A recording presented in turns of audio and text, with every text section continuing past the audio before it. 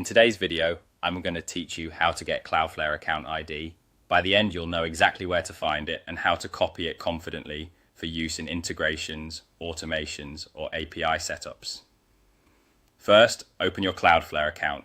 Head to the Cloudflare website and sign in with your credentials. If you have access to multiple accounts or organizations, make sure you're in the correct one. You'll need at least basic access to view account level details. Once you're signed in, you'll land on your dashboard, which lists the domains you manage. Next, click on the specific domain you want to work with.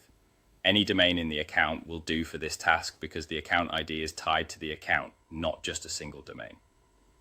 Selecting a domain simply brings you into a familiar view where Cloudflare shows important identifiers on the page.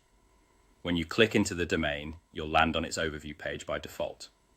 If you're elsewhere, just return to the Overview tab so you can clearly see the information panel on the right side.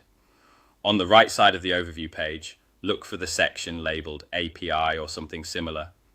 There you'll see identifiers displayed, including the account ID.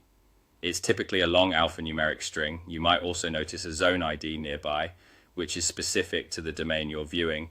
Be sure to distinguish between the two. For most account level tasks, you want the account ID, not the zone ID. If the layout looks slightly different, scroll the right-hand panel or expand any collapsed sections. Cloudflare occasionally updates the interface, but the account ID remains in this general area. Now simply copy it. You can click the small copy icon next to the account ID if it's available, or highlight the string and use your standard copy shortcut. After copying, paste it into your documentation, environment settings, or the tool that requested it.